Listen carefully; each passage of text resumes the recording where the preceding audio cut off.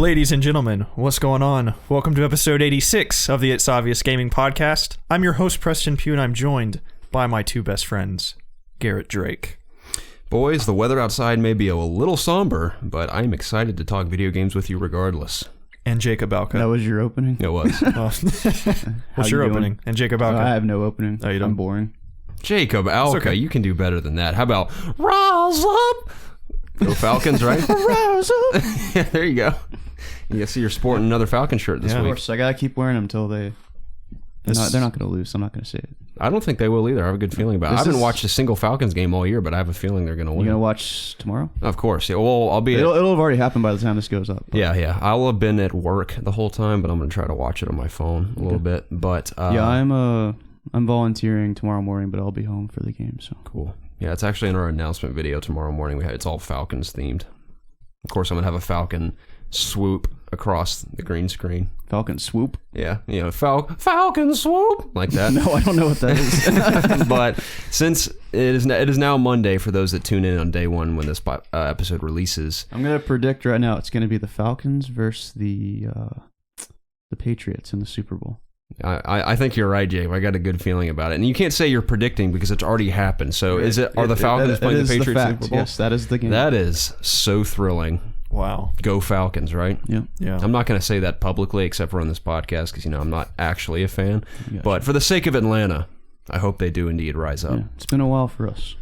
I remember the last time the Falcons went to the Super Bowl. I was a wee lad, and I remember my mom painted this falcon on the side of my face because we went to this giant party, and I'm pretty sure we played the Broncos and I think you're right. and lost. So yeah, I'm not going to paint a falcon on the side of my face again because that was just bad luck last time. Though, so if you wanted to, it would not be good for us.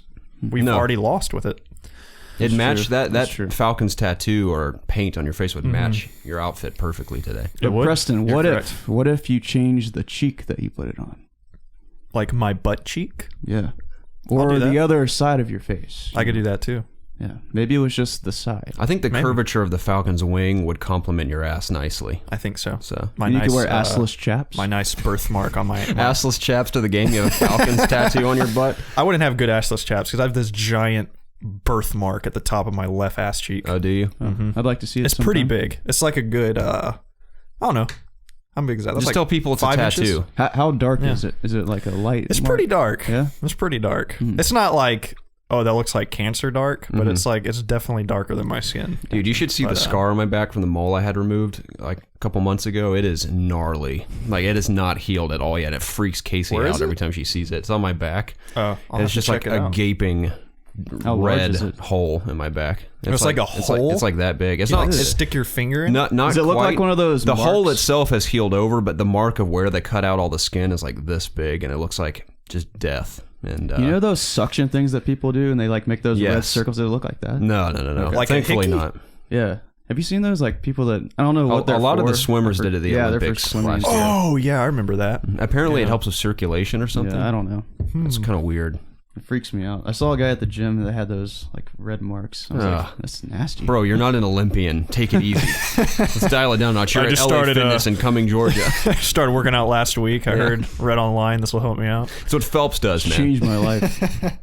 That's great. Guys, it is a pretty crappy day in terms of weather. It is. on We've had a Saturday, great week though here in yeah. Georgia. We have. It's been.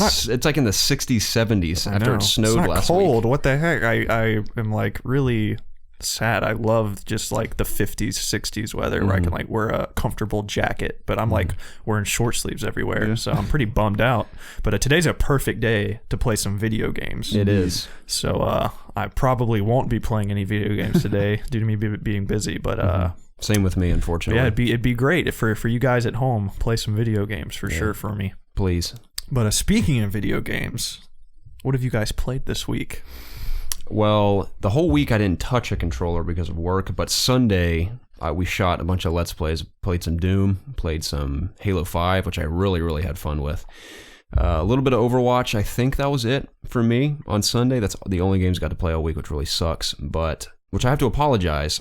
I like to, even if you don't enjoy the Let's Plays, those of you that even find the slightest bit of enjoyment in our Let's Plays, they were lacking this week because I was so swamped between work and school that I literally, up until this sitting down to do this podcast, I have not stopped working on either a school project or a work project, except to take about 3 to 4 hour naps every night before I go back and do it again. So I've not been able to stop working, which really sucks. But as I've said in the past, when you guys post stuff on the PSN community or share stuff with us on Twitter or anything, it's fun for me because I get to stay in the loop of everything going on with you guys. So I appreciate that. But yeah, didn't get to play anything other than those.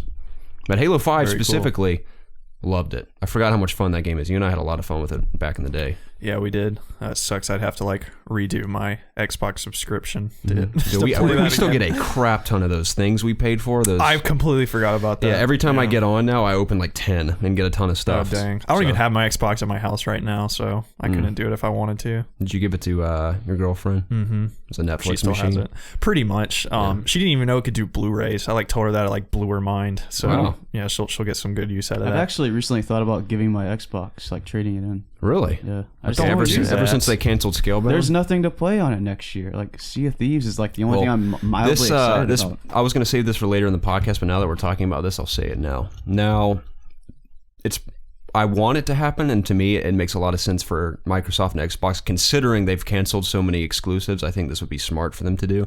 They may already be doing it, they may not, and here's the reason why. This is my prediction, and I'll explain why it's probably not going to happen. My prediction is that on September 25th, 2017, they will release Halo 3 Remastered. Why I say that is because that is on the day, the 10-year anniversary. It's also right at the beginning of fall, and they have as far as we know, other than Crackdown and Sea of Thieves and all that, they don't have any major exclusives. And obviously, Halo's a very huge franchise. Like, wow, we canceled Scalebound, might as well throw our Halo in there. And everyone loves Halo 3. It's been 10 years. 10 years of technology has advanced. I think you can still spruce it up a bit. Granted, Master Chief Collection has Halo 3, and it runs and looks great still to me, running at 60 frames. So, technically speaking, it's kind of pointless, but... What if they just did the Master Chief Scorpio Edition collection? What do you mean? Like, took the Master Chief collection and then like up-resed it all on to the Scorpio. Yeah, that'd be interesting. I'd rather them do that, honestly. I feel like that'd probably be smarter than just taking Halo 3. Why Halo 3? Is that just a random? It's just because it'll be the 10-year anniversary on the 25th. Of Halo 3? Mm-hmm. Oh, okay. It might just be like PlayStation Pro, where they just have like a patched up res, the game that's already out. Oh yeah, that's true. No, too. I don't need that, but I forgot about that. I could see them doing that, and that'd be cool. But I think I still see Halo 3, and I still think it looks really good for its they time. didn't remaster 3. Like, they only did 2 in the Master Chief Collection. Correct, yeah. And if the Scorpio is essentially like the Pro, you should already be able to play Halo 3 on the Scorpio. Yeah. I mean, Halo 3 running at 60 frames is great for me, so it's enough. But that was my prediction. I said, I think that's a possibility. But I think there's definitely going to be a Scorpio patch for the Master Chief Collection, probably. That'd be kind of dumb for them not to, and especially Halo 5. That's got to have a Scorpio patch. That probably would be coming before that. I no doubt think this E3, they're going to show Halo 6 no, for definitely. sure. Even if it's just a teaser trailer, for sure. But I definitely think on maybe the anniversary, like you said, of Halo 3, they just do like, do something for sure. We're going to have a Halo event, maybe show some more stuff of Halo 6, and then be like, we have the Scorpio patch, but we don't even know when Scorpio's coming out, so it could be... I have a feeling Scorpio's probably coming out later than that anyways. Yeah. So that kind of seems probably more like November-ish, kind of like every other console ever, besides Nintendo. But that's thanks for the prediction. Yeah, Jared. guys, I'm probably wrong, Nice. but it might be obvious to some people, but that crossed my mind this week for some reason. And I was like, that could maybe happen, but I doubt it, but that's what I thought of. Okay. What else did you play this week, Jacob? I pretty much only touched Skyrim this week. I ended up actually beating the game. Surprisingly, I wasn't expecting like a really compelling story, but I was like really I thought they did a good job with Skyrim, the main storyline. There's the main story. Yeah. What's the dragon's name? Alduin or something? Yeah, Alduin is the evil dragon. The one that was like helped him in the Dragon Wars and like helps you on top of the mountain is Parathax or something. Yep, Partharax or something. Partharax. He's voiced by like somebody famous. I heard that. I forgot. Neil Patrick Harris. Yeah. Exactly. Exactly. Yeah, I ended up not killing him. I decided to stop helping the Blades. Just a little side note, but I finished the Thieves Guild quest. I don't have the last trophy. I need to do like side jobs. You have to do like an obscene amount of side quests for the Thieves Guild. I mean, I haven't got the 100,000 gold yet, so that'll help me get towards that. So I think I'm at like 75k right now. Nice. And I still need to get man. like the bounties to 1k and like 9 holds, and I have a couple other trophies, and I need to do the Dark Brotherhood stuff still, but I've pretty much done most of the game, so it's pretty cool. Really enjoyed my time with it. I'm like I was telling you, I'm kind of done with playing Skyrim, so I'm just trying to like grind it out before Kingdom Hearts comes out this Tuesday. I'll be playing that while you guys play Resident Evil, so we'll have 2 different kinds of Let's Plays this week. You're not gonna play it? I'll be out of town, and I really want to play Resident Evil in VR. Like, As do I. I want to play the whole game in VR. So you could take it with you. No. That'd be hell. No. That's one. No, not taking that with me. It's hard enough to just take my regular PS4 on the go with me. Yeah, there's a lot of cables and shenanigans. Yeah. With all that. No. I don't blame you. But yeah, I'm looking forward to Tuesday. It'll be the first time I've played any kind of Kingdom Hearts since I was like in middle school. Yeah, I haven't played Probably since middle earlier, school either. so. Are you going to bring it over and do some Let's Plays with old Papa? Yeah, if you're free. No, I would. Well, hopefully. Yeah, hopefully I can make at least an hour of time free. But that would be wonderful. I'd love to see it in action. Yeah, we'll have to work something out. Certainly. What'd you play, Preston? Yeah, that's all I played. I finished The Witcher 3. Platinumed it for the second time. Thank you. I think my final hourly count was like around 80. Jeez. I know. How much was your first playthrough? Do you remember? Probably over 100 because I didn't really know what was going on my first playthrough, and I kind of took it in more. Whereas after the main story, when I was going through the Witcher contracts, I was just spamming through everything. I was like, all right, let me just kill this thing just to like kind of get it over with. I can't believe you platinumed that game twice. It is such a huge game. I know that I didn't realize how big that game was when I was like more than halfway through. I was like, holy crap, this game is so huge, and I'm like not even doing the expansion stuff. So like if I thought kind of towards the end, I was like, all right, well, I'm going to 100% all the DLCs as well. And the second the platinum popped, I was like, all right, I'm done. I love that game. Is so freaking good. Obviously, like that's like everybody in the world has said that already. But yeah, that game is so great. But I think I'm done with it forever. I've played enough of that game to like last this lifetime. But I definitely appreciated playing it again, and I definitely recommend, if for some reason you have not played that game, you definitely need to pick it up. Speaking of The Witcher, when I was I had to redo an entire stage this past week, like strip it entirely and put it back together, which took me like 2 whole days to do. And most of that time I was in the mood to listen to really chill music, so I pulled up I think it was a 10-hour version or something of the Skellige music from The Witcher. I just listened to it for like 4 hours straight while I was working. That's great. It was the most peaceful thing in the world. I was waiting to get to Skellige just to hear the soundtrack. That's probably my favorite moment of The Witcher 3 was arriving and exploring Skellige for the first time. Yeah. That was my favorite. Cool. So I played that, and once I platinumed it, I just wanted to go on to something else. I still have The Last Guardian to finish. Well, let me talk about something else prior to finishing The Witcher. I noticed the entire time I was playing The Witcher, and I already told you about this, I noticed that everybody in the game looked like they had been applying bronzer and going and getting a spray tan.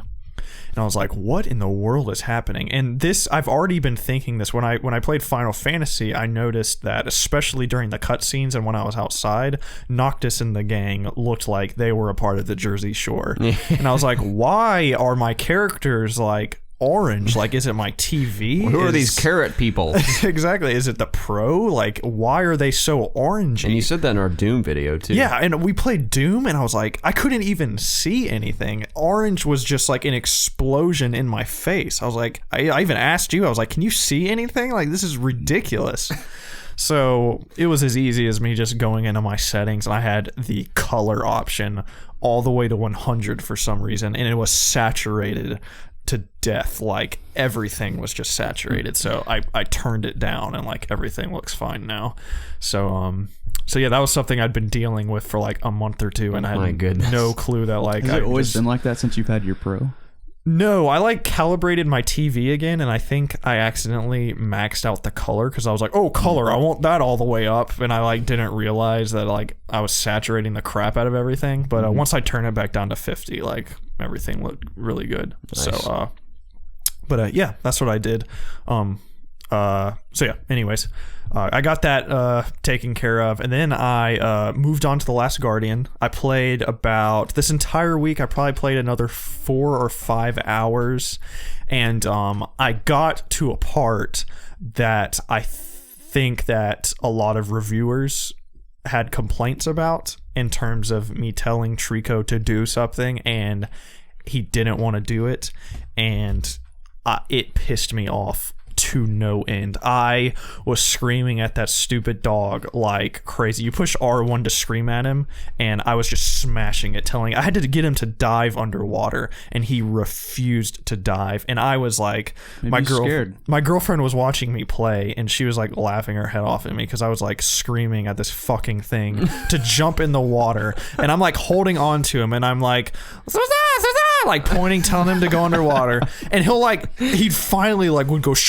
underwater, and he'd look at the hole, and then he'd come back up, and I was like, oh, fuck, why just go in the hole? And then he'd crawl out of the water and shake, and then just stare at me, and I'm in the middle of this pond screaming at him to come, and he'd dive in, and the waves would push me away, and I'd have to swim to him again. I figured out that and a little tip if you're playing this, and a tip for you guys, actually point the camera where you want him to go. Pointed the camera up, and he did it the first time. So it doesn't really tell you that, but that's what's also so cool about this game. And I've heard a lot of reviewers say that this isn't a good excuse, but I think I don't know if it was purposely made this way, you telling him to do stuff, but I'm kind of rambling on here. But what I mean to say is, it is a really cool gameplay mechanic, even if they intended this or not, trying to communicate with an animal and you don't speak the same language. So it's you're trying to tell this animal to do something, but you can't just say, hey, do this, and he automatically does it. It's you have to be trying to explain to your dog how to do something, and he's a freaking dog. You can't tell him, hey, jump over here and do this stuff. You have to point at it and be yes, come over here, do this and stuff. So especially owning pets and stuff, this game speaks to me a ton, because I've had those moments where you're trying to get your dog to do stuff, and it's just so frustrating. You're just just do, eat your food, just do something, and he won't, and you're getting pissed off. But then the next hour you're hugging it, and you're you love it to death, and you're not mad at it at all. And that's the same exact feeling I get with this game. I was telling Trico, I hope in the ending you get your fucking head chopped off. I hope you die a horrible death, and I will not feel sad at all. But within the next hour, I was I will cry if you die. Yeah. You can't do this. And I got to one of the few cutscenes in the game that's explaining the story more, and the story is super compelling. I still don't know what's going on, but I know how some events were set up. So I'm extremely interested to see what exactly is going on. What does The Last Guardian even mean? What is why are we here and stuff. So but yeah, super awesome. I'm loving the game. It completely grabbed me with feelings for this animal. So and it's really cool. It blows my mind how realistic it is. I forgot it was not real. It just, the way it moves, the way it acts, the way it scratches itself, the way it cleans itself, the way it just sniffs everything, and when it wants food, it'll paw at it and stuff. It's like a freaking animal. It's so real. It is an extremely, the only thing that kind of takes you out of the immersion is the occasional frame rate drop when you go outside, but the game is absolutely gorgeous, especially on the Pro and stuff with HDR. Oh my gosh, it looks amazing. I bet. But yeah, besides those occasional frame drops that happen not a lot, just in a few areas, that's the only thing that really takes you out where you're oh yeah, this is a game. But extremely immersive game. I love it. So I can't wait to get back to it. I don't want to play it out of town, so it's probably going to be another 2 weeks before I get back to it, because that's a game I want to be involved in. I don't want to be playing that in some crappy hotel room. So and besides that, I've been playing Assassin's Creed Syndicate a lot.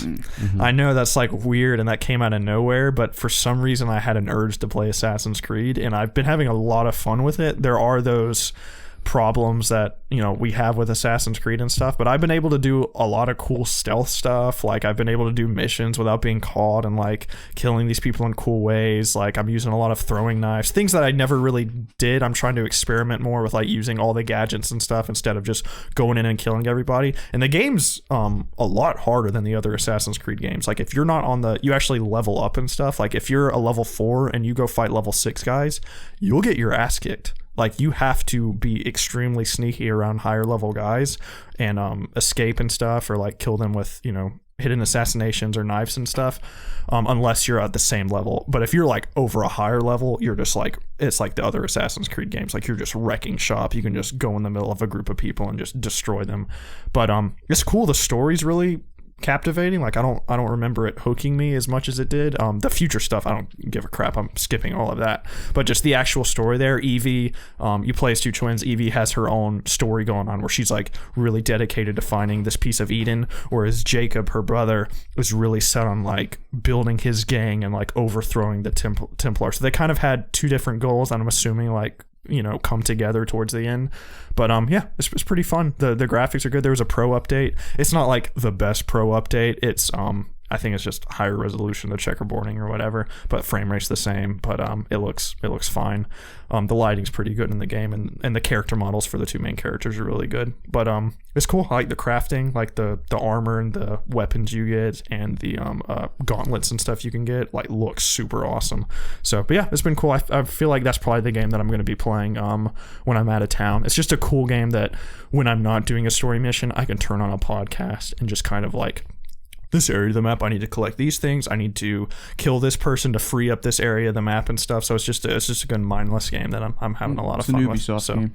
Exactly. So cool. That's kind of what I'm feeling right now. And like I told you, I'm not playing this game right after Unity. I've had like an entire year to have almost like 2 years of rest from Assassin's Creed. So like, I'm not burnt out jumping back into this one, which is why I think I'm enjoying it a lot more than I did when I first tried to play it when it was initially released.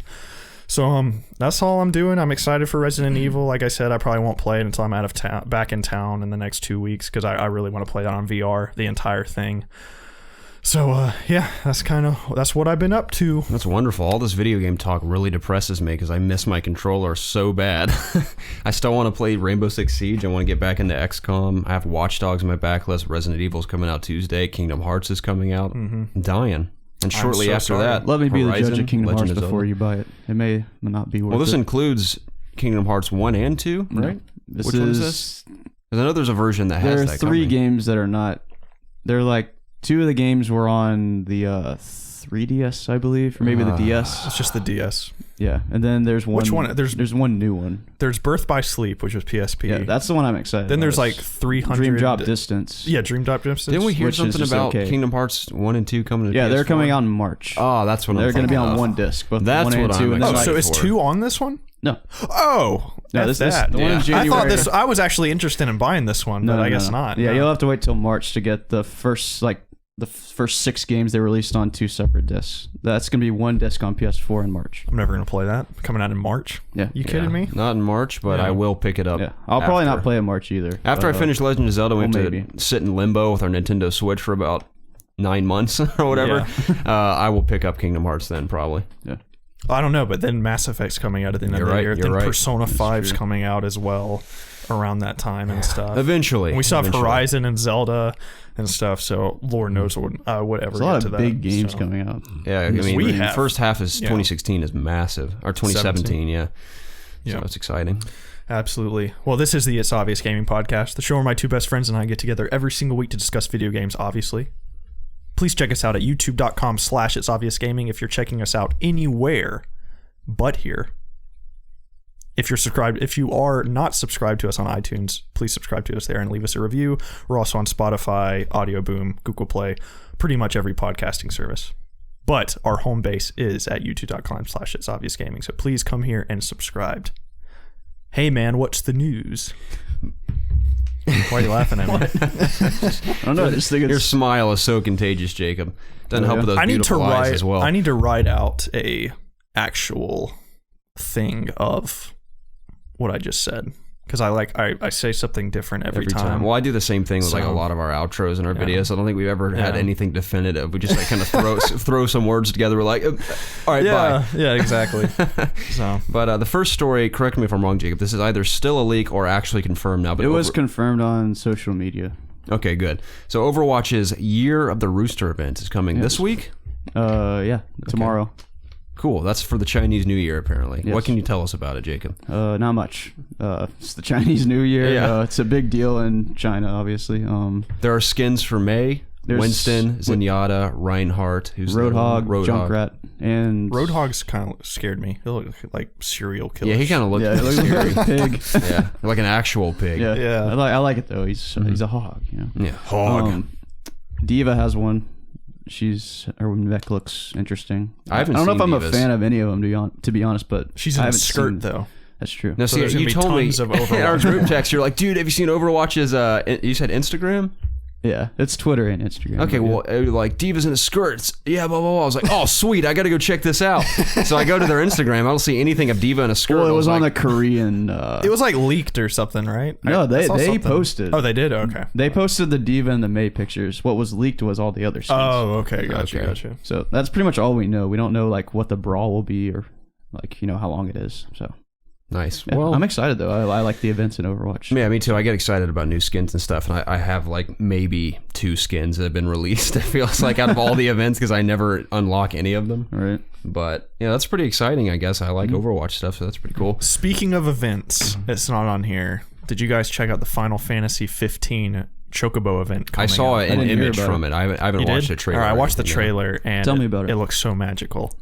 You go to like this carnival that's like Chocobo themed, and there's Yeah. like guys wearing. It's like you're at Disney World, like they're wearing Chocobo suits and stuff, and there's like mini games and like Chocobo obstacle course races, and you're like wearing that cool shirt with like the Chocobo hat with like the little spring on top, like flopping around and stuff. It just looks like an amusement park you go to. It looks so cool.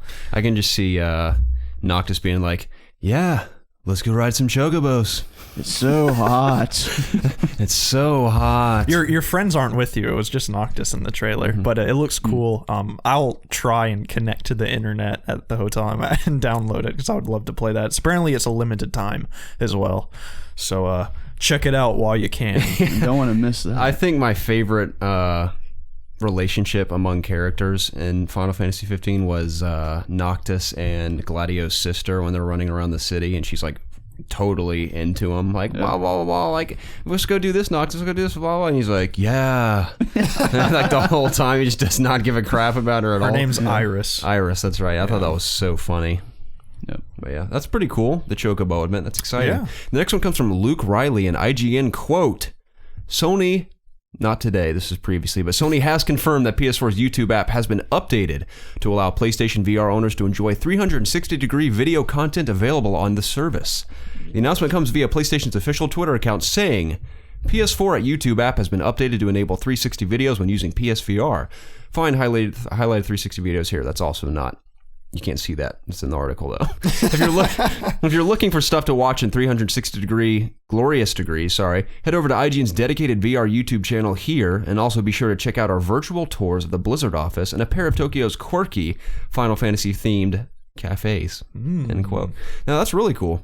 That is I'll cool. hop into some YouTube, and it gives me a reason to throw on the headset again before Resident Evil. I haven't put it on since...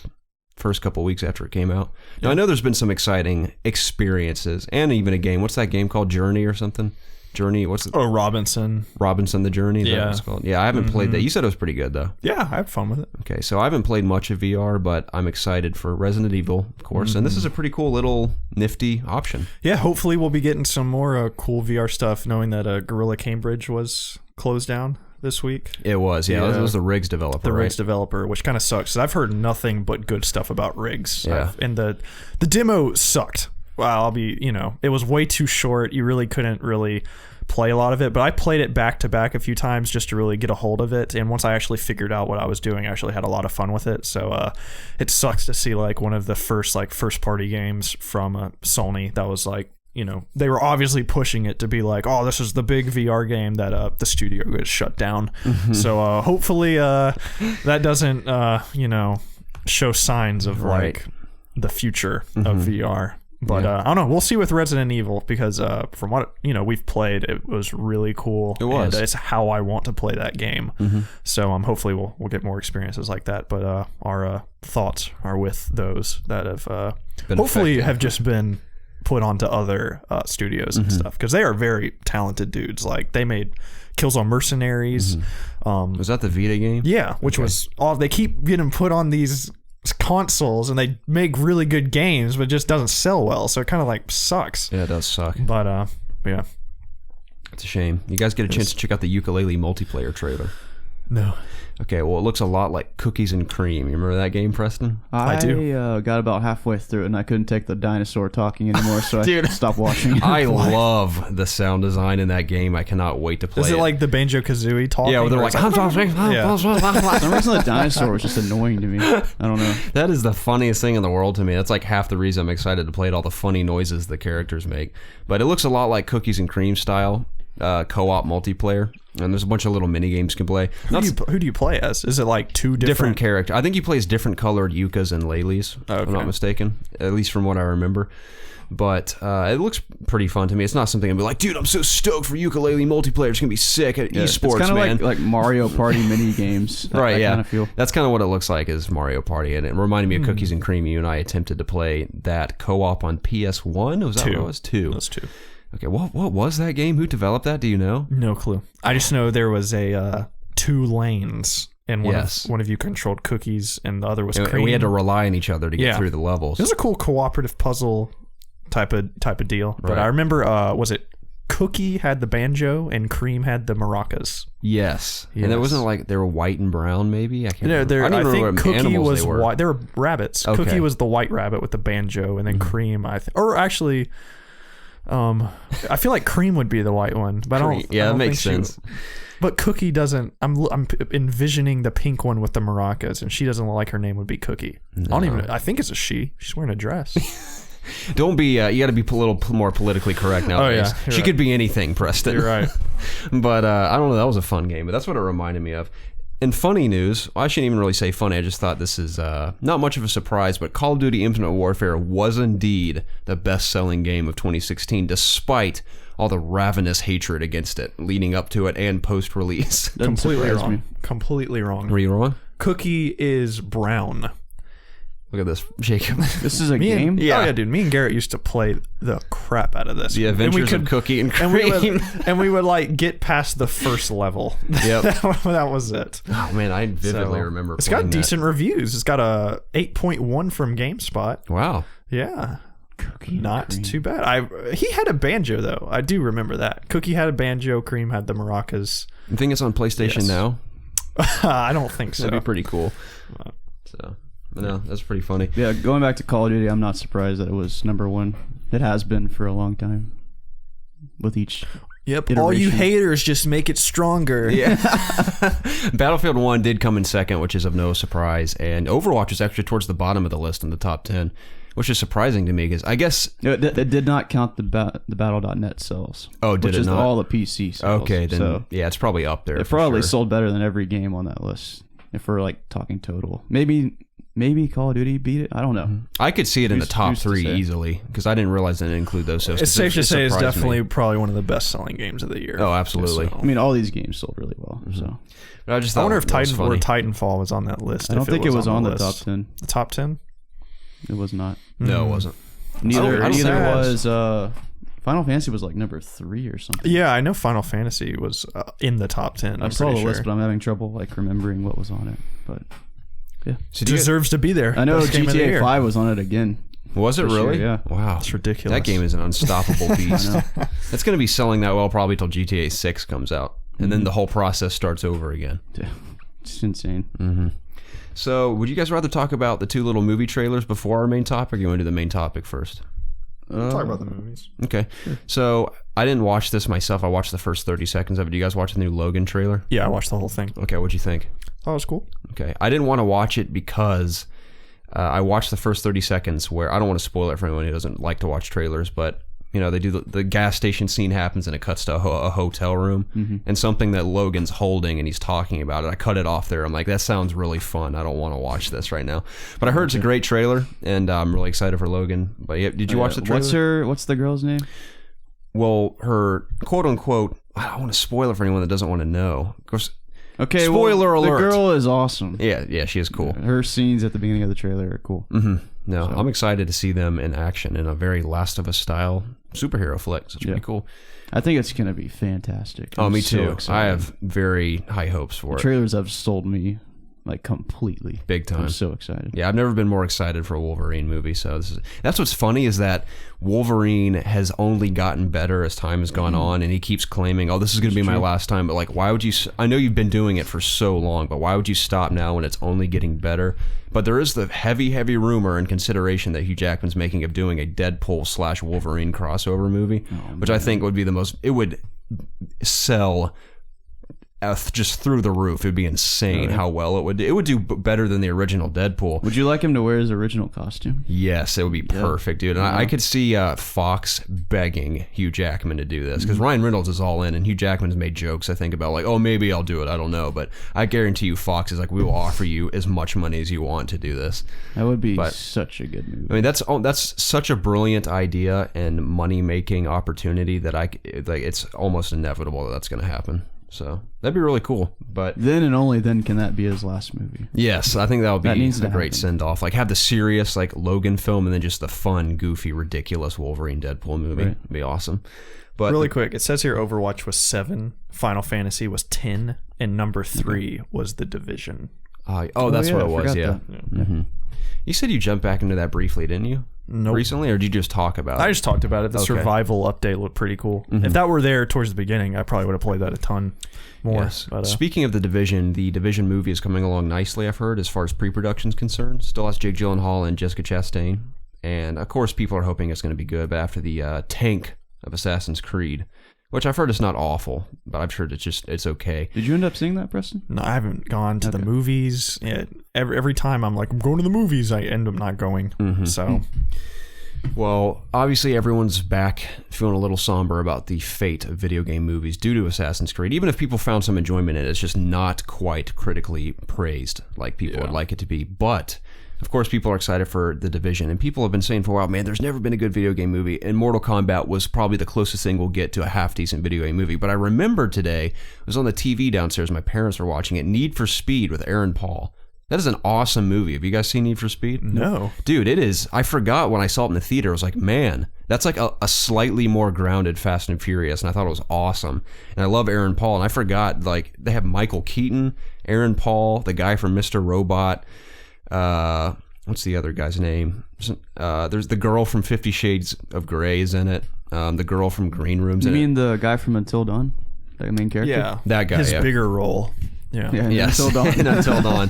Well, I haven't seen that show, so yeah, it's a cool show. But I forgot how great the cast was, and just all the characters were a lot of fun, and the story made total sense, and it wasn't over the top. And I just thought it was a great movie, and I forgot how much I enjoyed it when I was watching it. I'm like, that. I mean, they don't. Need for Speed has never necessarily had a narrative storyline per se.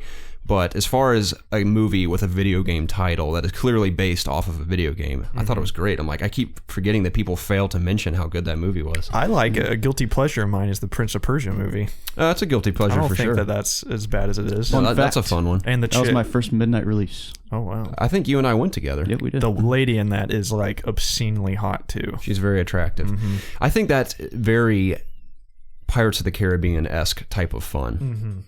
Specifically 2 and 3 of Pirates of the Caribbean. The first one I think is clearly the best, but 2 and 3 just kind of have that goofy, ridiculous pirate adventure, and this seemed like a goofy Persian prince adventure. And I like Jake Gyllenhaal a lot. Me too. Check out Demolition if you hadn't. Really good Jake Gyllenhaal movie. Now, I have not seen Nocturnal Animals either. I know that's been out, but I've heard that's just okay, so I haven't seen it yet. Is he in that? He's in it with, what's her name from Arrival, and she's Lois Lane in Batman v Superman. But, Amy Adams, that's her name. Yes. I think. I want to see that too, Arrival. Oh, it's very good. Yeah. It's one of the best movies I saw last year by far. Okay, moving on. The Power Rangers trailer. I have something to say about this. Tell me, Garrett. It looks so dumb. It looks so goofy and it looks cheesy, and to me, that is Power Rangers. And I am freaking pumped for it, dude. I saw this trailer, man. I was like, man, this is the biggest goof fest I have ever seen in my life, and that is exactly what Power Rangers is. And I was like, this gets me super excited. Of course, the visual effects look a little rough, but I've seen worse. Maybe when the final movie comes out, it'll look a little better. Granted, it comes out in, I think, 2 months.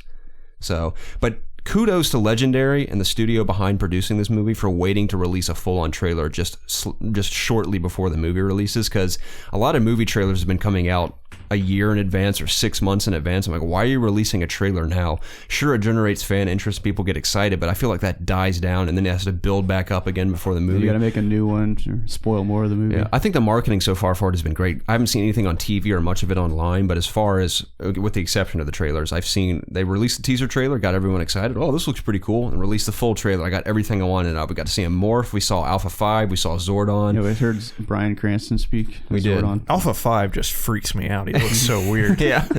We saw the Zords. We saw the Megazord at the end. Mm-hmm. And I can't remember that gold guy's name. I think he has an actual name. I'm not an expert in all the Power Ranger names. We saw Rita Repulsa. Guydron. Guydron? I'm just kidding. I don't know. I wouldn't be surprised at this point. But I think the suits, when they were walking and stuff, I'm like, that looks badass. I think the suits look really cool. I really like the shot of when Jason is reaching into the car to help the girl out. Have you guys seen the trailer? Yeah. Okay.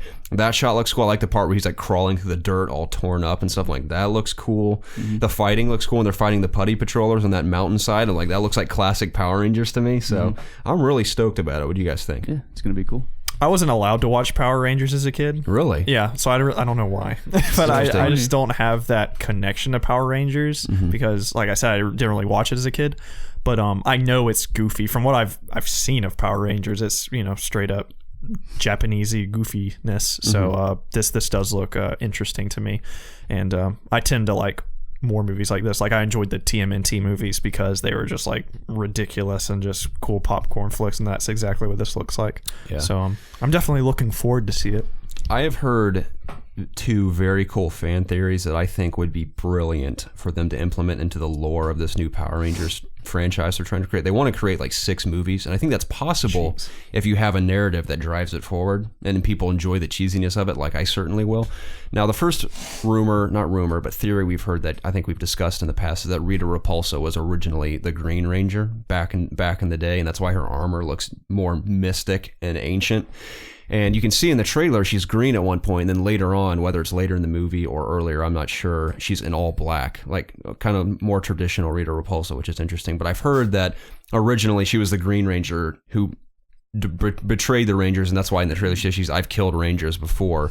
So that'd be interesting to me if she betrayed the Power Rangers back in the day. She became this evil entity. What's her name? Rita Repulsa? Rita Repulsa, yeah. Man, what a name. Yeah. And then I've also, now this rumor is even cooler to me, and I hope that this is the case, because I think it would make Zordon so much cooler than he is, because in the original he's just a bald man in a tube that goes, "Congratulations, Power Rangers." That's how Alpha, bring me teenagers with attitude. So he looks like an idiot in the original, and now he's that moving face on a wall that kind of looks like, what's that thing what are those toys called? They have the metal needles. It kind of looks like that. But he's like swooping around the room talking to them, which is kind of cool. And Bryan Cranston was the voice of a couple Power Rangers villains back in the day, like way back in the day in the 90s. Yeah, so it's kind of cool that he's back. But I've heard a theory that it's almost a Wizard of Oz situation where, of course, you see his face on the wall, but within the ship is very Darth Vader-esque from, you haven't seen Rogue One yet. I don't want to spoil this for you. It's already been, everything's been spoiled for me. Well, spoiler alert for Rogue One, just in case. Are you sure? 5 seconds. Yes. Well, if you're a Star Wars fan, you've seen it by now. It's almost February. So, all right. Darth Vader is in a back to tank of the movie, healing, like he's all strung up in all these tubes. I've heard a theory that Zordon was the original Red Ranger who was so dreadfully injured, I'm assuming by Rita Repulsa in this version of Power Rangers, to where he was put in a tank to survive, and he like basically communicates through that wall. That's cool. I'm like, that would be so awesome if that's the case. I would love that. I think that would be a really cool backstory for the Power Rangers, and that's why they need replacements, and these new teenagers with attitudes are taking over. But I think that's a really cool theory. But like I said, the trailer looks really exciting to me, and I'm excited to see it in March, I think. Is it February or March? It's March. March it is. But yeah, boys, that brings us to our main topic of the week. Horizon Zero Dawn versus Legend of Zelda Breath of the Wild. Let's dive in. They're coming out within a week of each other, the same week? The same week. So February Horizon's 28th, Tuesday. Horizon Tuesday, and then March 3rd. And Switch released that Friday. Yeah, that is what a week. I didn't realize games. it was the same week.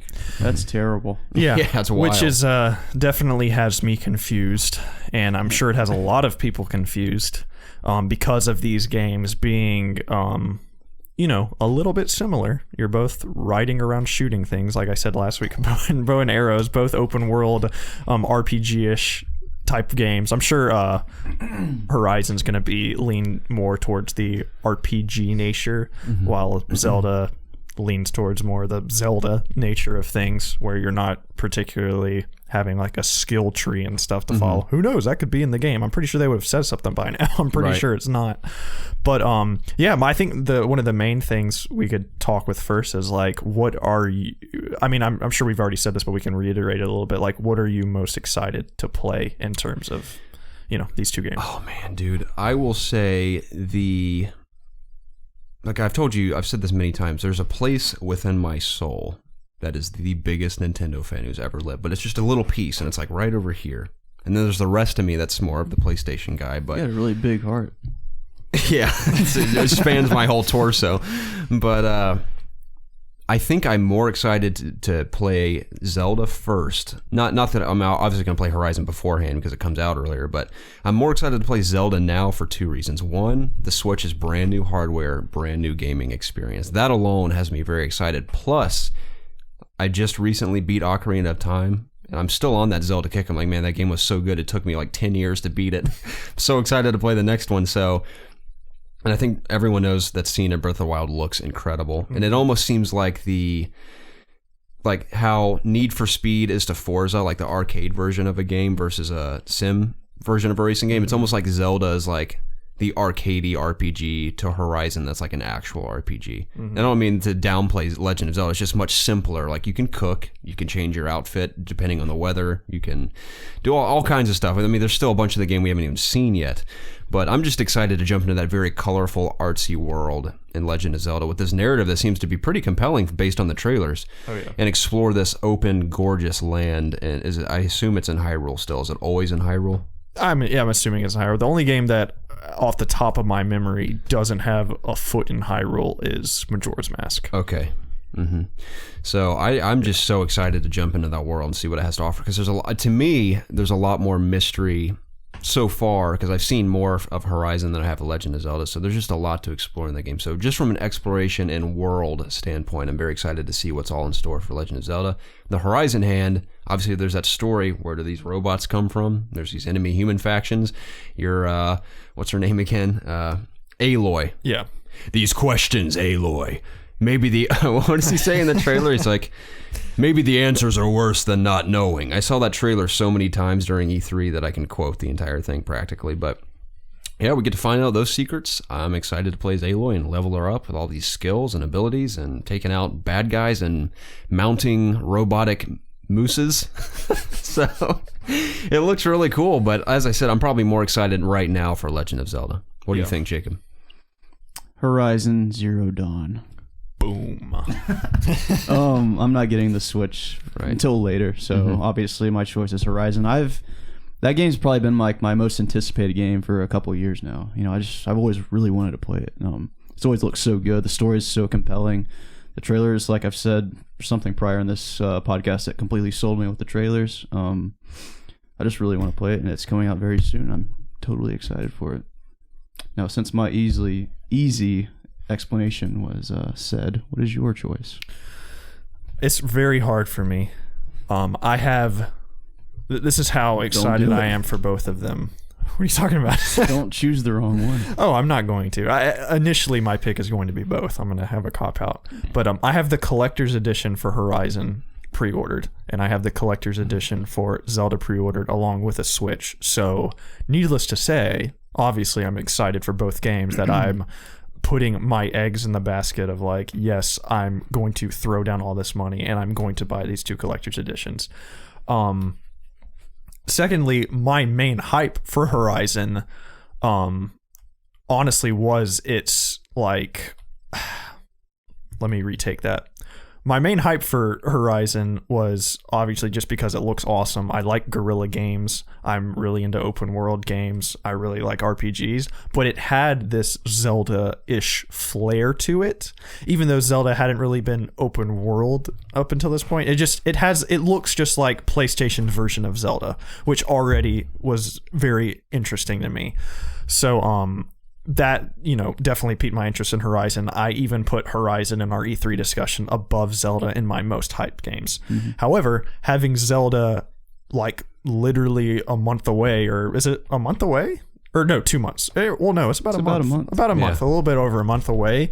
My hype for Zelda is just getting bigger and bigger and bigger and bigger, where my hype for Horizon is still up there. I'm just not really looking at stuff for Horizon, whereas I follow these Zelda pages on Facebook, and they're constantly posting things like, this isn't a spoiler, but if you really don't want anything about Zelda, I guess close your ears for a second. But they confirmed that Epona is in this game. Mm-hmm. But they said they're not telling you how to get her. So just hearing that, knowing that's in there, I'm even more excited for that game for some reason. I'm just like, there's so much stuff I want to find. I want to know if I can find the green tunic and stuff. Like, there's just things like that in the back of my mind that I'm thinking about how I want to play the game and the things that I want to find.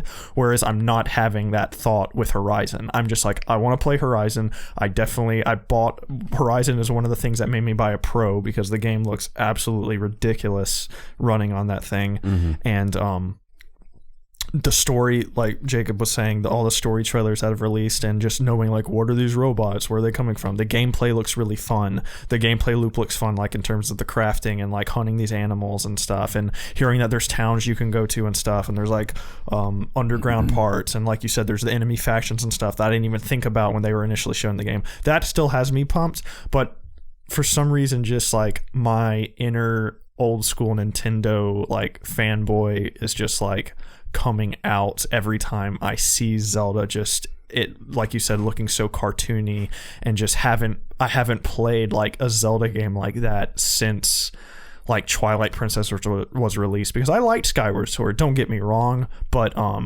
that just really didn't scratch the Zelda itch that I was still having. Mm-hmm. Whereas this looks like it's going to do that big time. So I think I can give like a more concrete answer in what I'm actually playing over the other when they actually come out, because as of now I am probably a little more psyched for Zelda, only because it's coming on new hardware, and we just saw a press conference with the big trailer with the emotional story. I'm hearing all these things coming out, so that's probably obviously why I'm a little bit more hyped for Zelda. But my hype for Horizon is like through the roof. I think that's going to be a great game. I know they're wanting that to be one of PlayStation's next big franchises, and I hope it does really well. So yeah, I think I'm just going to have a constant balance between the two, but every time I try and do that, one always grabs me a little bit more and I can't stop playing it. Mm-hmm. So who knows which one it'll be. It always tends to be the one I don't expect. Okay. Quick example, one Christmas I got Fallout 3 and Far Cry 2, and I was pumped out of my mind for Far Cry 2, and I ended up playing Fallout 3 like the rest of the year, and I hardly even touched Far Cry 2. So who knows? I guess that'll be something to definitely in the podcast after the release to keep touch on and stuff, like which one we're invested in. We'll come back to you, see what happens. Yeah, absolutely. I think another good question would be, which one do you think critically is going to do better? Man, that's tough. They're both, if Horizon is as good as I think it's going to be, then they're both going to be Game of the Year contenders for sure. I don't know. It's tough to say. Do you think with Horizon being a new IP, it's going to be scrutinized more that's than what I was Zelda thinking. being it's Zelda. Like, it's Zelda. Plus, it's like almost, I know certain critics are upset with the fact that Nintendo's hardware doesn't compete with PlayStation 4 or Xbox One. And so there will be some critics that will judge Zelda based from a Nintendo's perspective. Well, this is a Nintendo, so that it's okay for this reason or that reason. Whereas Horizon's coming to PlayStation and PlayStation 4 Pro, where people have an expectation of performance. And I mean, of course, story and gameplay factors into that as well. But I almost feel like Horizon will be critically judged harsher than Legend of Zelda for some reason. I think they're both going to be around 8.5. I think Horizon's going to be an 8. It looks like an 8 to me. And it's unfair to me to say because I've never played it. It's like judging a book by its cover or something, but for some reason I just get an 8 feeling. Based on the previews I've heard I've heard nobody say the game isn't fun to play, and I've heard nobody really I'm sure there's just general people like saying it looks bad, but in terms of the game's media, I haven't heard anything bad about the game, which is typically a good sign. So I'm thinking probably high 8s, low 9s, whereas I'm thinking the exact same thing for Zelda as well. Unless there's something they're hot, because we essentially know what Zelda's going to be. They've showed it to us. There are these open worlds. You can tame horses. You can go wherever you want to. You can cook. There are these shrines you can go to.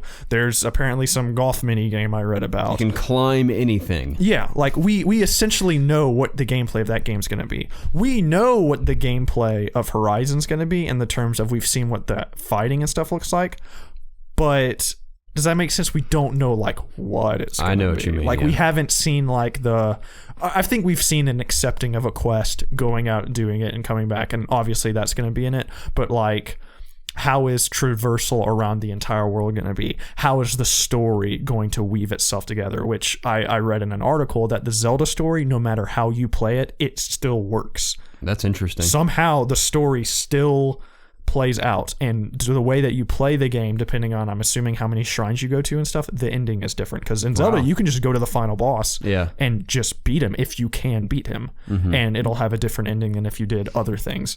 So that's pretty much just like we can do whatever we want to in this Zelda game. Which, what are the restrictions on Horizon? Like, are you going to be segmented off to areas? Like, how like is exploration going to work? Am I going to find random caves in Horizon? Are there going to be like rare dinosaur robot species? Are there like we just know more about Zelda, where I'm way more confident that Zelda is probably going to score higher based on what I've seen than I am Horizon, because like, God forbid this happened, but I don't know, what if Horizon like has a really bad problem in terms of the way exploration or the way that quests are done, or because I mean a lot of people aren't really too keen on Guerrilla in terms of telling a story, because they've never really had a captivating story. Granted, they got the writer of New Vegas, which was a good story to help them flesh this story out. So, and like you said, based on the story trailers we've seen, it seems captivating. But if the story has a thud in terms of where these things come from, that's going to leave a bad taste in people's mouths and stuff. Definitely. I don't know if it's necessarily going to tarnish like the game overall, because there are some people didn't really appreciate the ending in Final Fantasy 15, but they said it was still a fine game and stuff. So I guess it just depends on how bad the story is from, what people think about it and stuff. So I don't know. It's definitely interesting. I think they'll relatively score around the same. Yeah, I think you're right. Yeah, it'll be interesting for sure. Well, I'm thinking about something else we can cover between these two games. You got me nervous now. I wouldn't be nervous. I have full on. I wouldn't have bought. I buy collector's edition. I've never bought a collector's edition for a game that I just didn't feel it in my gut that it wasn't going to be at least really good. So, and I've been right so far. Yeah, so far. I haven't heard really anything bad about Horizon. People are psyched about it. They say it's fun to play. It looks fun to play. It does. So I just can't see it just blowing up in my face or everybody else's face that buys it. It just looks really good. Yeah. So I think at least it's a good game. It's like, a 7 at least. And if I'm wrong, then sorry. I think it may be I mean, most open world games are like this, but areas that are segmented off that you can access later on due to the fact of that demo we saw at the PS4 Pro announcement where she climbs that big giraffe dinosaur, the long neck dinosaur, and she hacks it.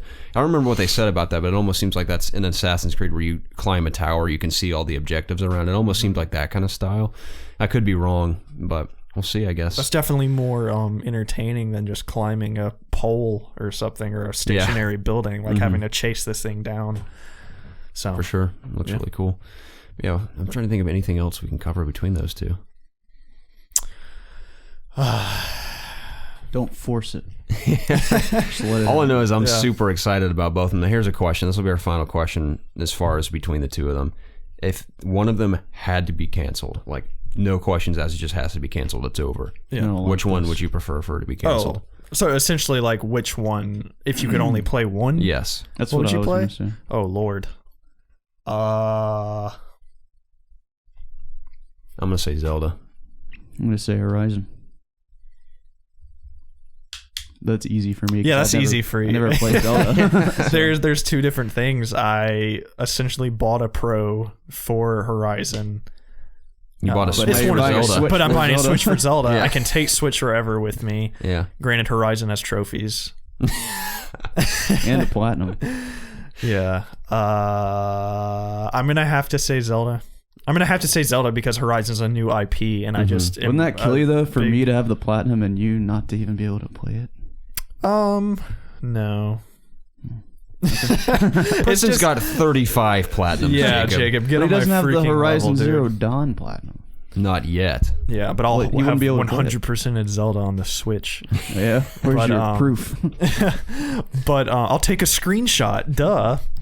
But no, I would definitely probably just have to pick Zelda just because it's Zelda. Like, I don't think I think I'd feel way worse about missing a game in a long lineage of games that I love as opposed to just missing out on a new game and a brand new IP.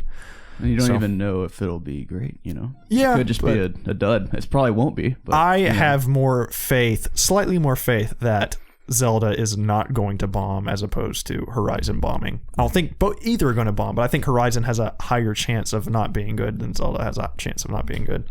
So, and that chance is very slight, but it's still there. It is. So- Well, thrilling nonetheless. So many phenomenal games coming out in the next few months, and I could not be more excited and depressed because I won't have a lot of time to play. Yeah, we any could of them. essentially have this versus against everything coming out Right. in March, but with Horizon, and Zelda coming out in the same week, that's definitely going to be in a lot of,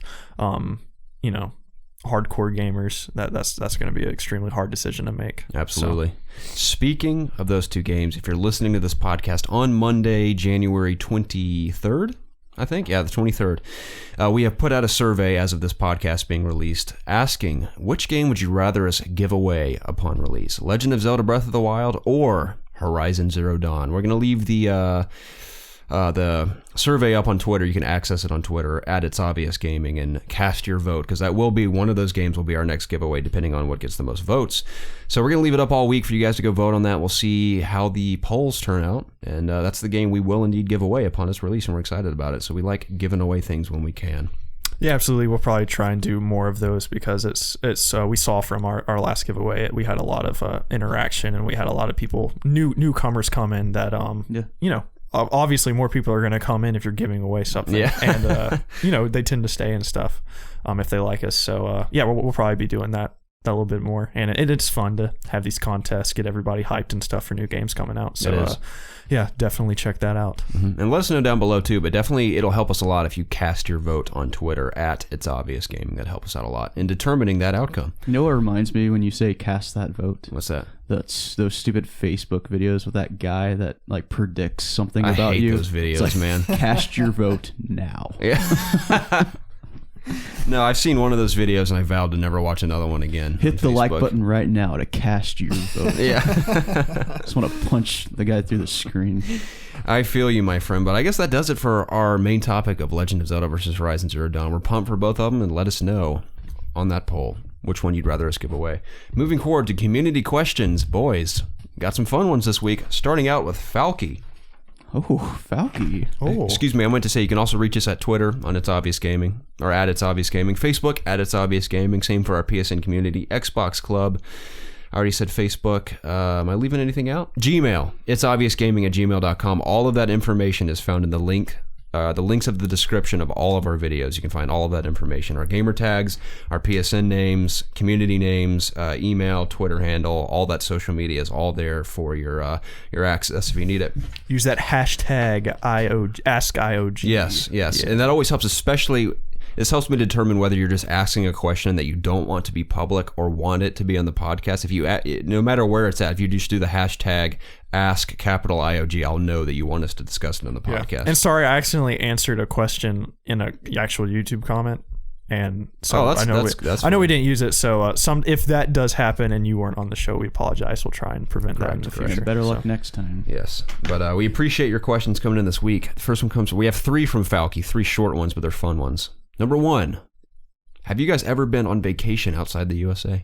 No. I have arguably been on vacation. You have? I would say it was a mission trip / vacation because, well, I won't say vacation. That's not fair to say, but I went on a mission trip. The first one I went to was the Philippines, Cebu City in the Philippines. It's just south of Manila, which is the capital of the Philippines. And I've technically been to South Korea, but we had a layover there. My flight landed there, and we hung out in the Korean airport for 4 hours, and I took in that culture shock, which was interesting. It was a cool place, though. And went to the Cebu for 10 days, and we renovated an entire elementary school by clearing out all this terrible old furniture and repainting the entire place and putting it back together. And in addition to that, we helped launch the student ministry at a local church there that's coinciding with a church back in the United States. So that was really cool getting to meet Filipino students that were my age at the time. I believe I was a sophomore in high school. And the most amazing experience I had, I saw breathtaking places when I went there, but the coolest experience I had was when I was sitting on this mountainside on these steps of this like monastery place where they were having this youth camp for a weekend. And I'm sitting there, his name's Roy. I haven't talked to him in a couple of years now, but we stayed in touch for about 6 months after I was there. But he and I sat down and just started talking about music, and he happened to like a lot of the same bands I liked at the time, especially. And we just talked about music and like metal and stuff for like an hour. And I was like, this is amazing that this kid literally on the complete opposite side of the planet has the same music taste as me, and we just talked about it. I thought that was pretty cool. That's awesome. But probably one of the more fun days there was when we went to the beach, and you could see mountains in the distance across this beach, and the water was like crystal clear, and there's coral reefs you could see, and turtles and fish, and there's this giant dock you could jump off of into the ocean. And then we had dinner on the beach as the sun was setting. You could see all that out in the distance. It was amazing.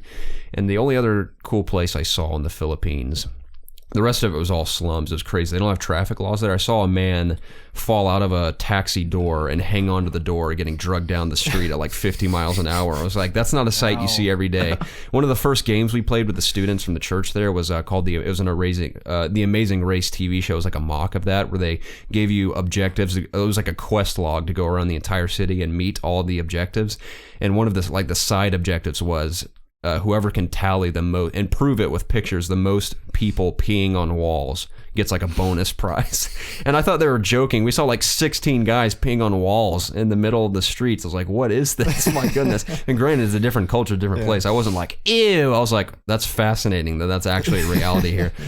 But it was pretty cool. And the only other amazing place I saw is actually something that's shared heavily on social media all the time. I can't remember the place, but it's in this forest where this water is completely like baby blue.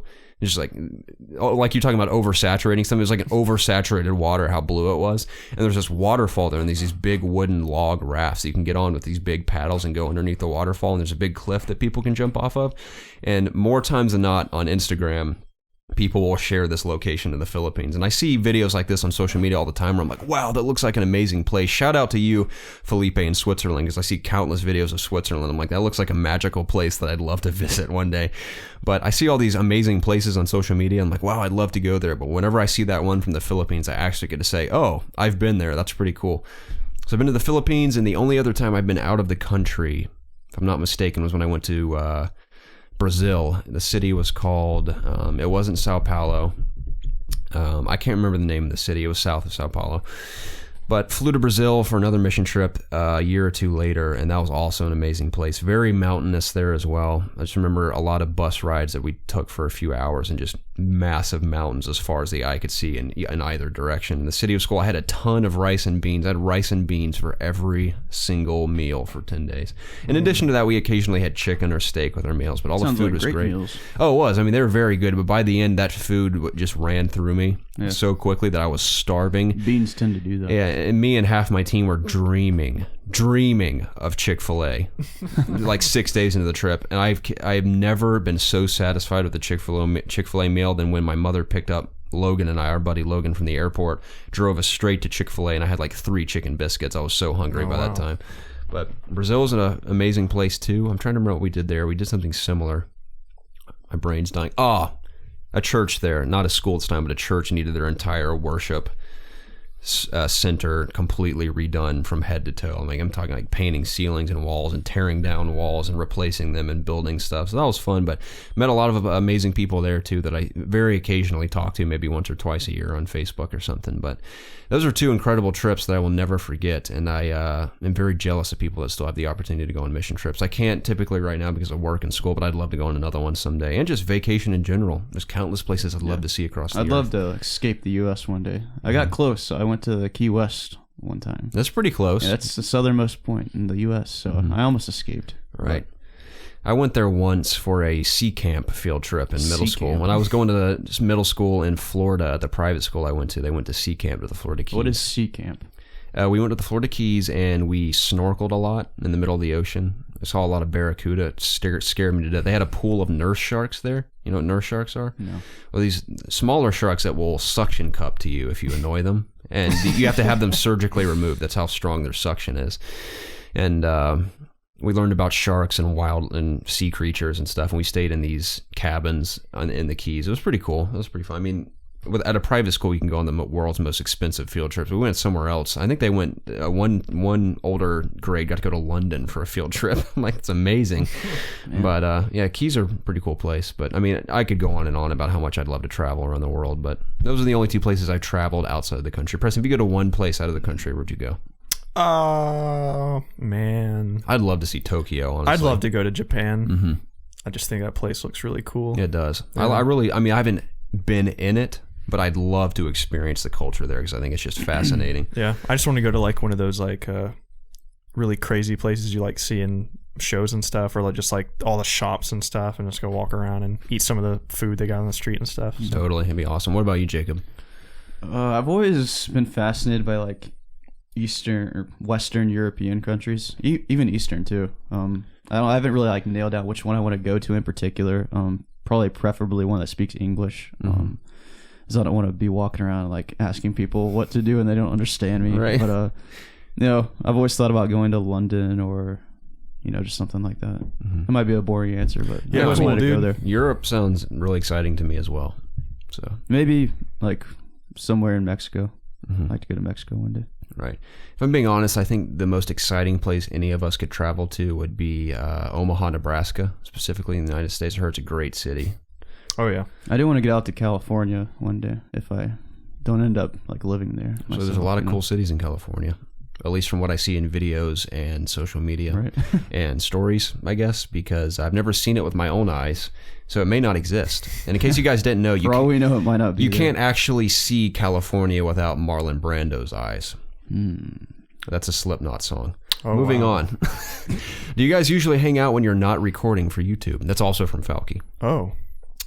Well, Jacob and I hang out more than Preston because we hate him very much. Yes. So this is only a business relationship, honestly, with Preston. So, but no, we hang out on occasion. We used to hang out obviously a lot more when we lived together, clearly.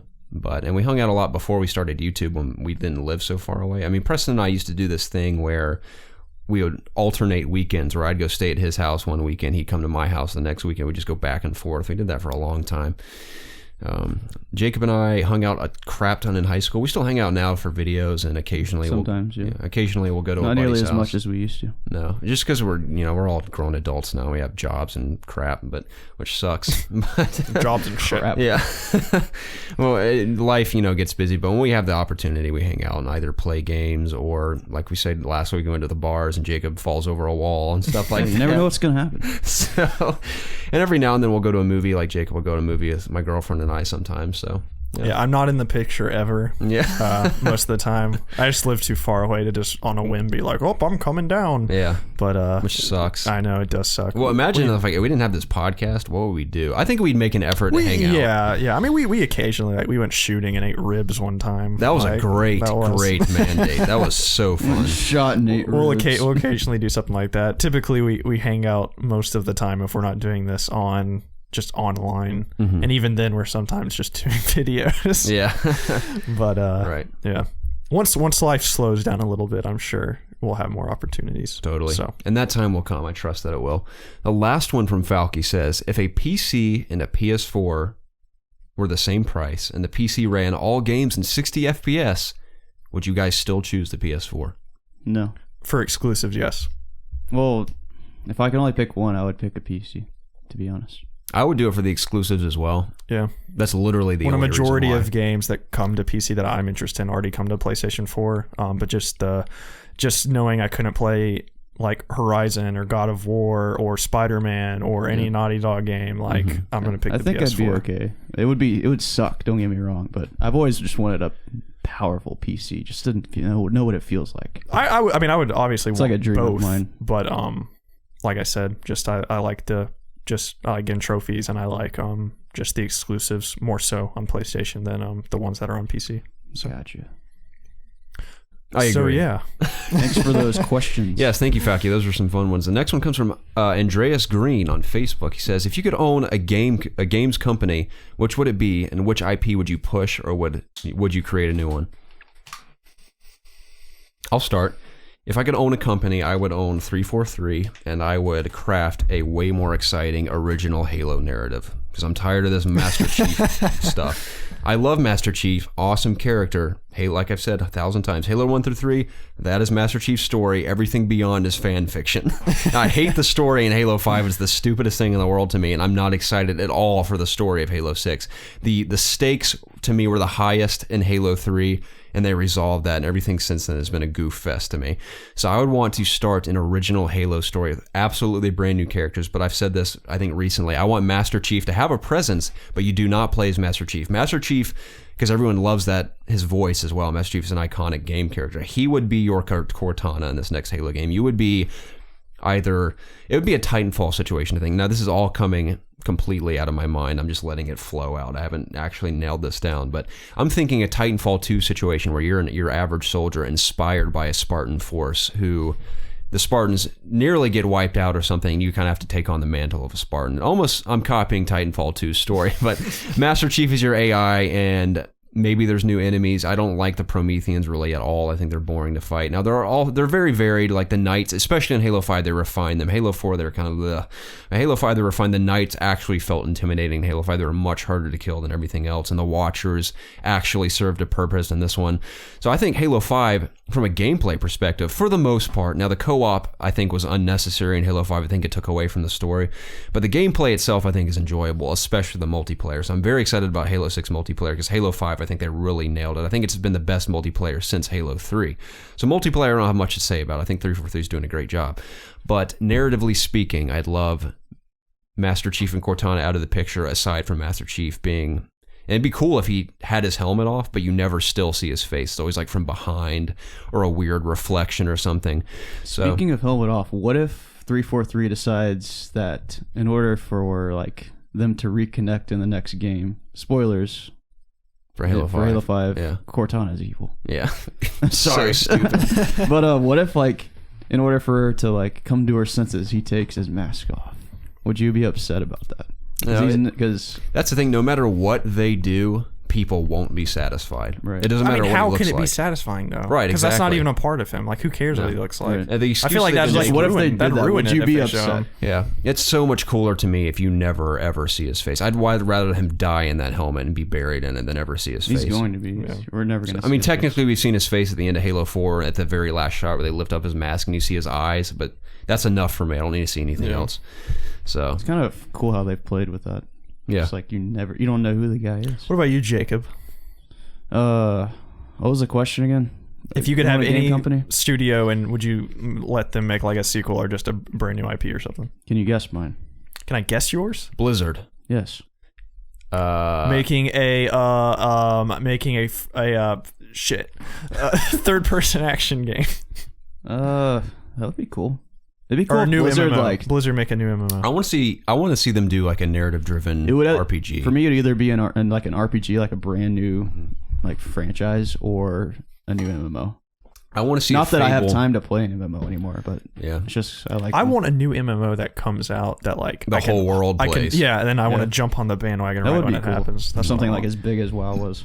Yeah. I think it could only be as big as WoW if Blizzard did it at this point. Yeah. Probably. It probably wouldn't even be that big. Yeah, but I think it's going to be way bigger than any other company announcing an MMO if Blizzard announces one. So I think they're the only hope for that happening again. I want really, to see at a launch. Fable style RPG from Blizzard. all Blizzard style, their art style, but just like kind of the vibe of Fable. I think that'd be so cool.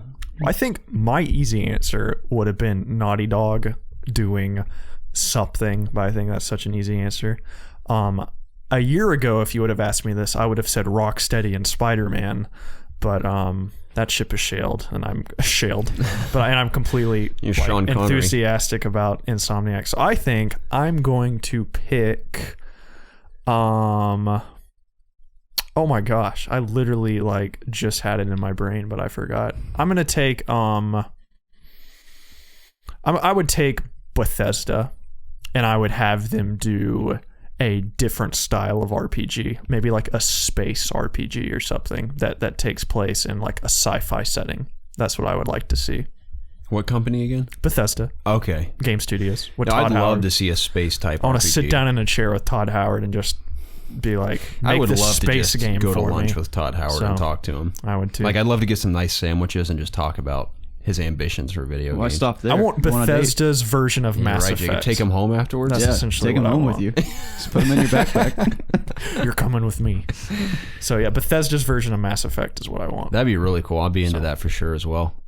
The next one, also from Andreas Green, he says, don't know if you guys like GTA that much, but where do you think the next one should/will be set? Now, I talked to him briefly on Facebook. I told him it's hard because we've seen their versions of LA and New York. Mm-hmm. And where else in the United States would be like a thriving city environment? Guess you could do Chicago, but Watch Dogs did that. And then I said San Francisco. Dude. Watch Dogs. Has New York been Atlanta. done? Was San Andreas was Texas. San Andreas is exactly San Andreas where is GTA California. 5. Right? Oh, is it? GTA 5 takes place in San Andreas or Los Santos. Right. Yeah, Los Santos. San Andreas is the state. Los Santos is the city. Correct? I don't know, but I know there are the same locations because the main character in San Andreas, you can go there in GTA 5, so I know it's the same area. I don't know, dude. He predicts that he thinks they're going to go back to Vice City, even though it took apparently Vice City took place in the 80s, which I was unaware of. What if it was just Vice City modern day though? Yeah, that'd be cool. Because that's like Miami, I think. Mm-hmm. Yeah. Mm-hmm. Yeah. No, I think he's right. He's probably right about that. That'd be really cool. There was rumors going around that I was going to be like somewhere outside of the U.S. Mm-hmm. I heard some rumors. Because I know the first GTA or GTA 2 took place in London. I forgot which one it was. Because I could have sworn I heard either the developers or creators of GTA say that it's meant to be based in the United States. Mm-hmm. It's like American culture and stuff. Okay. But I would love to see it go out of the country. That'd be awesome. Just see a brand new city. Or like you said, Nebraska. Yeah, Omaha, Nebraska. I mean, let's be honest, it's probably the most exciting city they could use and that we could travel to. So, yeah, I think Vice City sounds correct. I think that's an excellent prediction, Andreas. But I told him, I don't know, Boston maybe, but Fallout 4 did that. I'm trying to think of like any city that's kind of interesting. Do you think Atlanta could be a cool game? Because Atlanta, I guess, I don't know if because I live here, I just can't see a game. No, me neither. Having it, and I've heard people say, I've heard people outside of Atlanta say it is the and I can vouch for this. We drive in it plenty. It's the worst city to get around in ever. It is awful. The traffic just doesn't make sense. It's pretty bad though. I mean, it's bad in the sense that like New York, for example, is like a giant grid, and Atlanta's just like a plate of spaghetti everywhere you go. It's crazy. We literally have Spaghetti Junction. Yeah. We do. It sucks. There's way too many people in LA. Like that place is flooded. Way too many people in Atlanta. Yeah, it's pretty wild. And we haven't accommodated for it. There's not enough roads. It's a nightmare. It's like the not apocalypse. Enough public transportation. Getting to your house is just obscene because there's so many people. And we're not even in the city. We're in it's ridiculous. Yeah. The growth of Atlanta has just massacred even the suburbs, which sucks. We'll find out the answer to that question within 10 years, hopefully. Yeah, we'll see. Next one comes... Now, Dexter, you'll have to forgive me. My notes said it was on Facebook, but I could not find your question. But my notes also said it was about our thoughts on the state of open world games. So he asked me about our thoughts on the state of open world games, and he asked if we have seen Jim Sterling's Jimquisition episode where he talks about open worlds. I'm subscribed to Jimquisition, and I've seen the video. I didn't watch it though. I tend to sometimes watch his videos, and just some of the videos I watch, I'm not a big fan of. Like, I'm all for critiquing and stuff, and I know that's what he does, but it seems like every video I click on, it's just like extremely negative and stuff, and it's always bashing a particular developer or a particular thing. And I'm all for like criticizing and stuff, and I like his content. I think he's a fine YouTuber, but sometimes I'm just not in the mood to watch like a lot of like negative or like critiquing or what have you and stuff. So I haven't watched any of his videos recently because for some reason, just every YouTube video I see recently about games in terms of like a content creator like him, like a sole person, it's just like bashing something. I think that's what's getting a lot of clicks right now. Yeah. And I just I just don't like that. I don't like like I said, I'm all for critiquing something. I don't want to kiss something's ass for the sake of kissing its ass, but I feel like a lot of people are putting out content like just having an extreme view on something negatively. Granted, that video probably isn't like that. Like I said, I haven't seen it, but that's the reason why I haven't really watched any of his videos recently, just due to that fact. But I'm sure it's a fine video. That was the first video I've ever seen from him, and I gathered that immediately that probably all of his videos are like this. And I've seen a couple more since then, and yes, they're all like that. Oh, they are. Which I'm the same way. I prefer like at least a little optimism when you're critiquing something. But is he just saying that there's too many?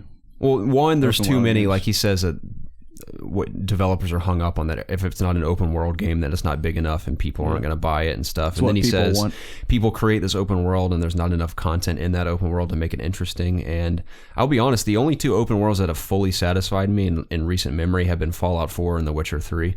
I mean, I played plenty of open world games since then, but none that I felt like necessarily served the story or the gameplay. But I did really enjoy the open world of Metal Gear Solid 5 because I think it was fun to just run around from... Like, I felt cool landing from my helicopter and either hopping on D-Horse or a vehicle and going across and, like, having to sneak through a massive area to get somewhere. That was fun to me.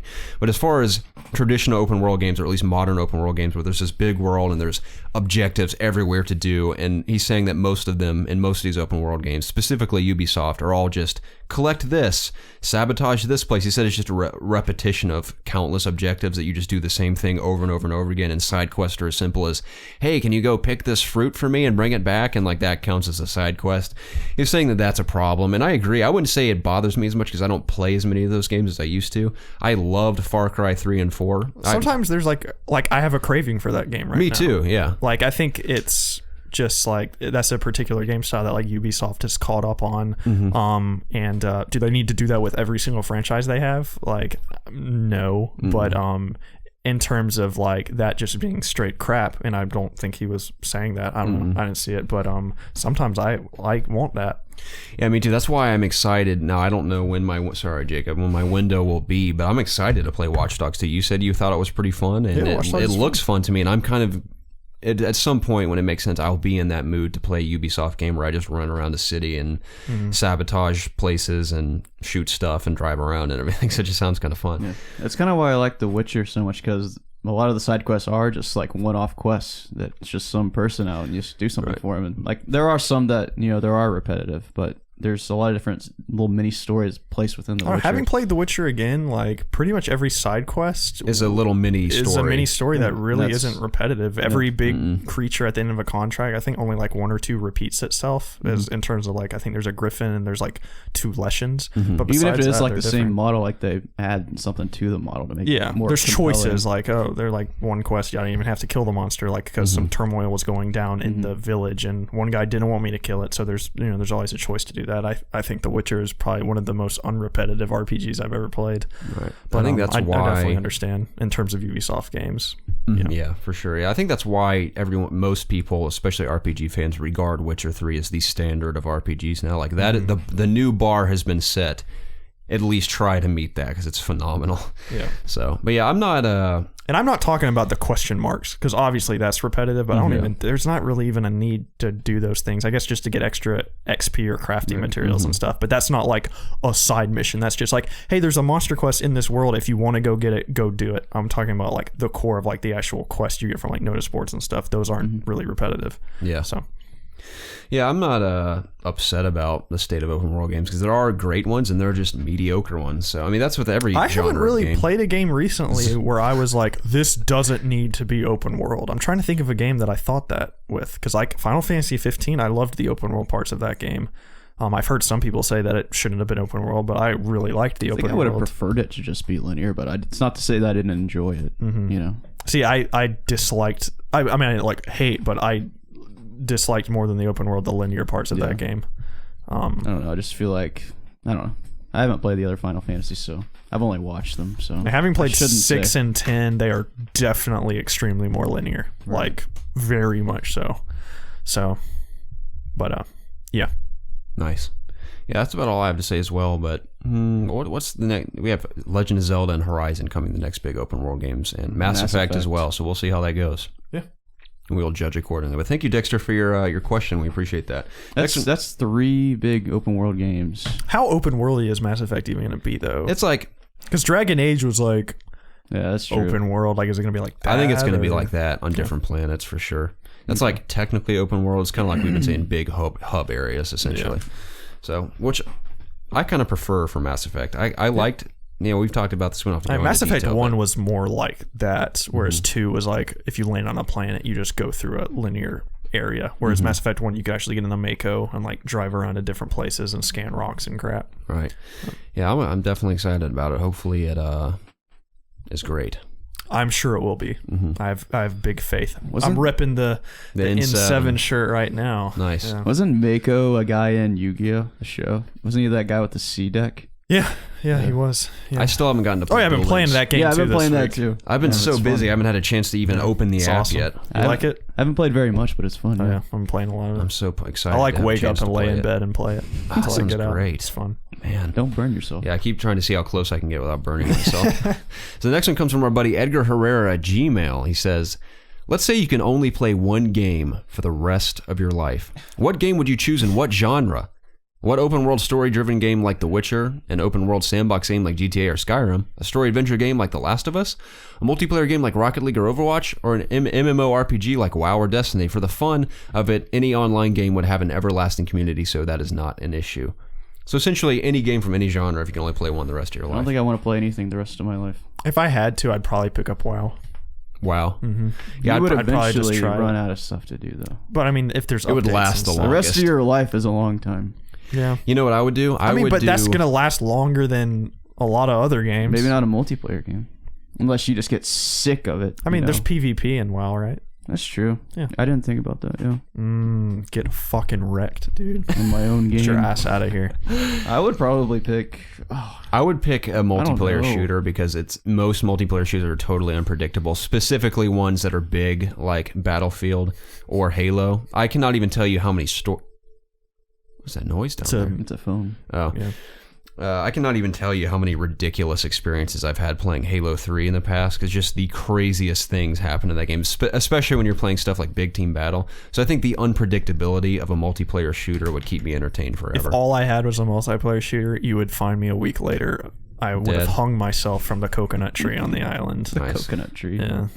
No, I love a good multiplayer shooter myself. I do too, but it has to be one that I said that's unpredictable, like Halo or Battlefield. That would be Call of Duty Infinite Warfare. Yeah, no, I would kill myself if I was stuck with Call of Duty. Not that I think Call of Duty's bad, but the multiplayer, you always pretty much know what's going to happen. I don't think I'd last a day with that game. I'd probably last a few days, and then I'd like swallow some sand till I died or something. Or drown myself in the ocean. Choke yourself. Cut my arm off and bleed out till a shark eats me alive. So since I have to pick, I'll just do Overwatch, I guess. Okay. That's what I'm having the most fun with. Yeah, Overwatch is a lot of fun. It'd probably be my number 2. But again, you'd probably get sick of it playing it your whole life. So yeah, you'd master every character flawlessly. Of course, according to what's his name from Blizzard, says no one's even played Sombra correctly yet. Right. So thanks, Jeff. We appreciate that, Jeff.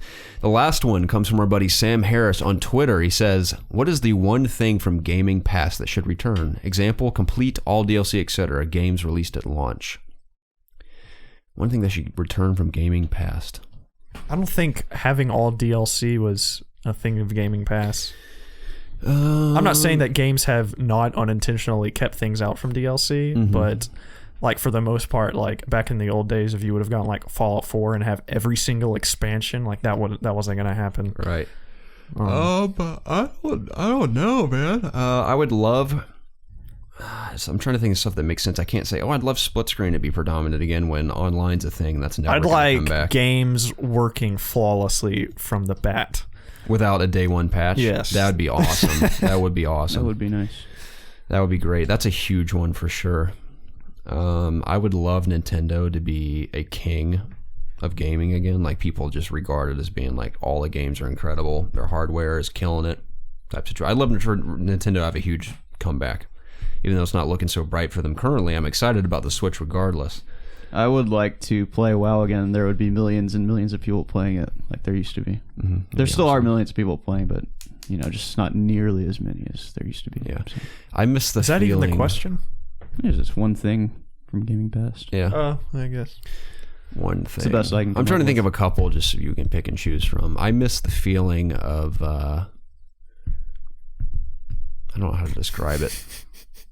Oh, yeah. I think I miss the feeling of just being a kid in middle school or high school and not having to worry about anything but going to school and playing video games. I want to blow into a cartridge again. That's well, you kind of get to with Nintendo Switch games. I want that high again. Yeah. The high of all that dust. The high of going like losing all your breath and almost passing out trying to get freaking Aladdin on the Super Nintendo to work.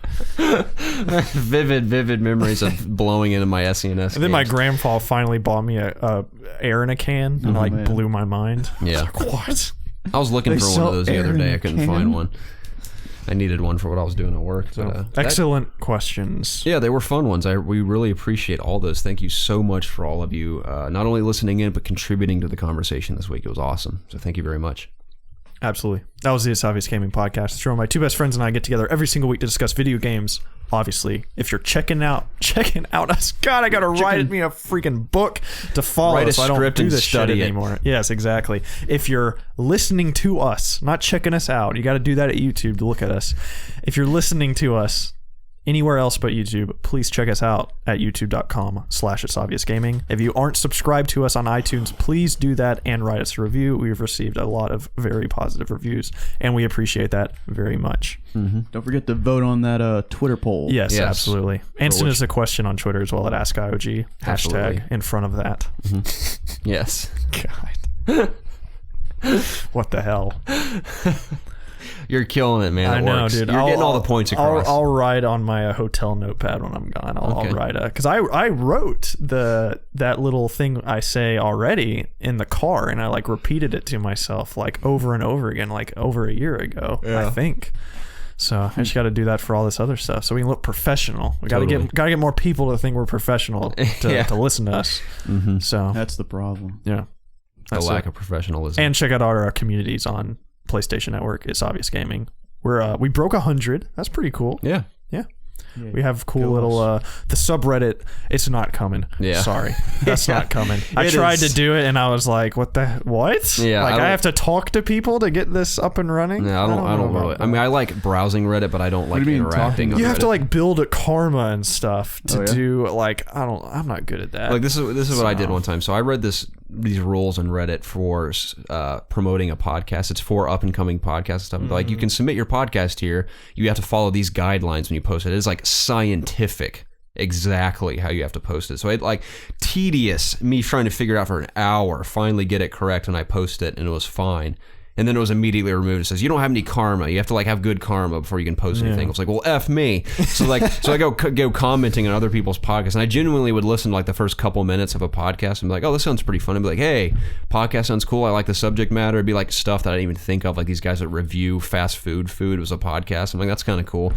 So I commented on a few. I was like, all right, maybe I got some karma. And then I got another message that said, you're spamming everything now. You need to stop. I was like, F this. I was like, I'm done here. Jeez. It's like Nazi Germany on Reddit, and I can't stand it. I'd rather us just make we've talked. I mean, I don't know when it'll be absolutely necessary, but we've talked about at a point it'll make sense to have our own website with forums of topics out the wazoo for everyone to talk on. So that day will come, possibly sooner rather than later. We'll see. But we definitely want to have a hub in addition to YouTube where we can all talk about various topics at ease and not have to be all confused with reading certain things. So how about we just give out our phone numbers? People can just text us. We'll call us at any time. We'll throw in our phone numbers in the description of all our videos. So we'll add that to the list. Yeah. Well, guys, it's been a pleasure. I wish everybody a happy week of gaming, and we'll talk to you guys next week. Absolutely. Everyone have a wonderful week. Farewell. Bye.